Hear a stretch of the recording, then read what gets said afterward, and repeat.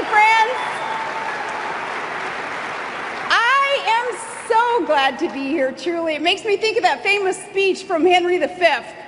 You know, the one where young King Henry, he bucks up the troops before he leads them into battle. Because, you know, that's what I do. I quote Shakespeare.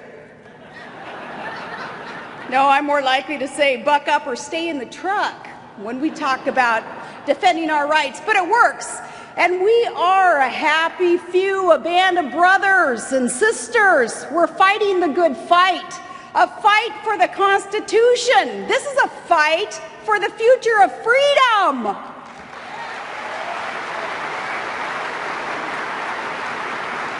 And as Henry said, those who are asleep in their beds, you know who they are. They tend to go by acronyms. CBS, ABC, MSNBC, NYT. Well, one day they will think themselves accursed that they were not in this fight with us. Okay, maybe not MSNBC or New York Times, but you get my point. We are fighting a good fight, and I congratulate you all for it. You are the ones fighting the fight, and we are here to celebrate and preserve not just our Second Amendment freedoms. This is about what kind of people we are and what kind of country we want to be. The struggle to protect our Second Amendment rights is spotlighting once again just how broken Washington is and how many of our leaders who are there, they're there for themselves. They're in it for themselves, not for the American people. We have lawmakers making laws to prevent tragedies, laws that they admit freely and openly won't even work for their stated intended purposes. We have a mainstream media that tore apart another president for using fleeting images of 9/11 attacks and campaign ads. They're crying that he was exploiting tragedy for political gain. Well, that same media is now the reliable, poodle-skirted cheerleader for a president who writes the book on exploiting tragedy.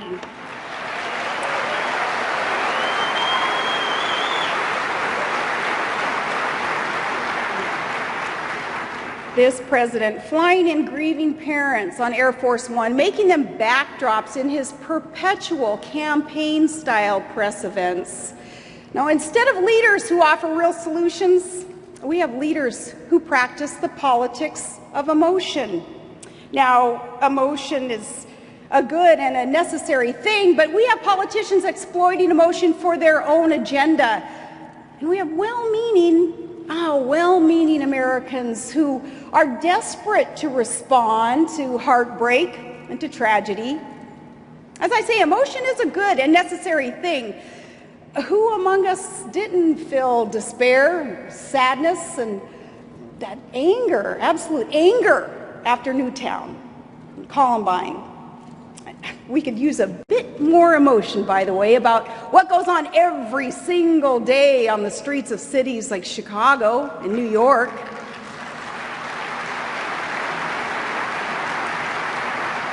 But here is the thing that Nancy Pelosi and Feinstein and Boxer, what those gals won't tell you. Emotion won't make anybody safer. Emotion won't protect the good guys' rights.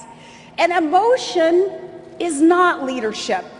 The politics of emotion, it's the opposite of leadership.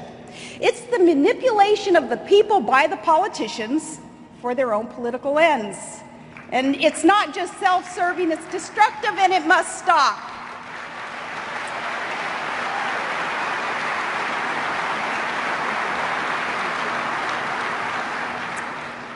We have these tragedies like Aurora, and immediately the question raised in Washington is, well, what can we do to limit the freedom of the people? But it's the wrong question.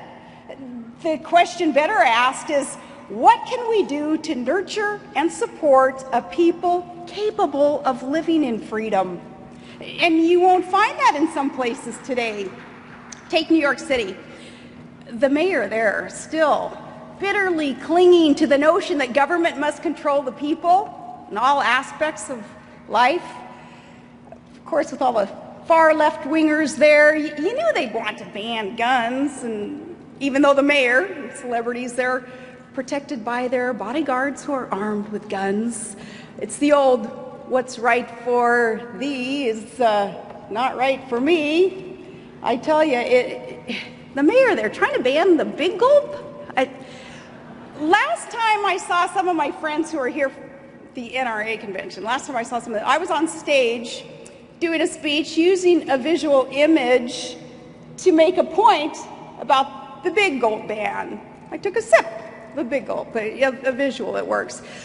Well, now I see that the mayor of New York now wants to ban public displays of legal tobacco products. Can you imagine? I tell you, don't make me do it. Gotta use a visual. No, but that's funny though. It's funny because Todd's been looking for this all morning. No, but a people capable of living in freedom.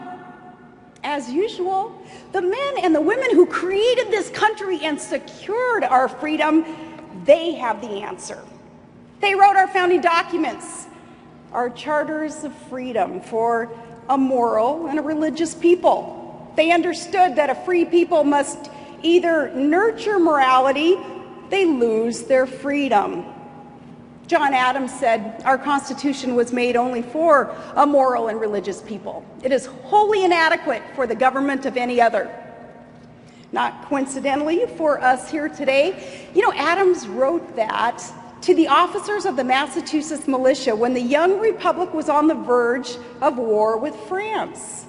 He reminded those officers who were charged with leading men armed with guns that the freedoms secured by the young republic take for granted a decent and a civil society.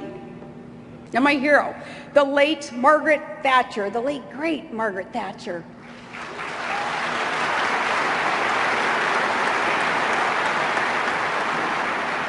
She understood that codependency of freedom and morality as well.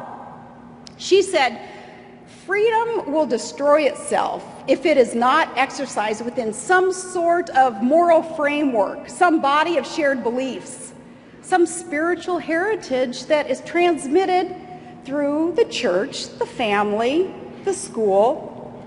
And see, that's what's happening in Washington today. Freedom is destroying itself. We have those who call themselves our leaders.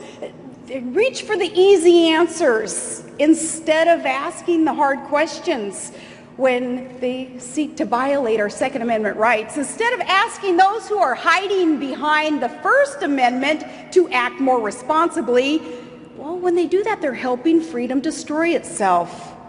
When the mainstream media stays silent, when a monstrous mass murder of innocent babies finally goes to trial, they stay silent, they're helping freedom destroy itself.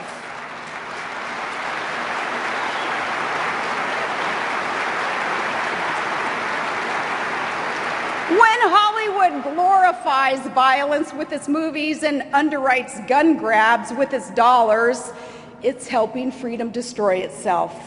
And when all of us, when any of us stand by as the American Family Foundation kind of atrophies, well, we're helping freedom destroy itself. So we have to ask ourselves, are we creating a culture that can live and thrive in freedom? Do we have leaders willing and able to help us nurture such a culture? Or are they willing, even eager, to sacrifice our freedoms instead? Now, Second Amendment rights, they're personal to me. As a mom, yeah, that's right, nickname for baby Trig, it's Trigger. My nephew's middle name is Remington. I could go on and on about the connections there. Hey, as the mother of a combat vet,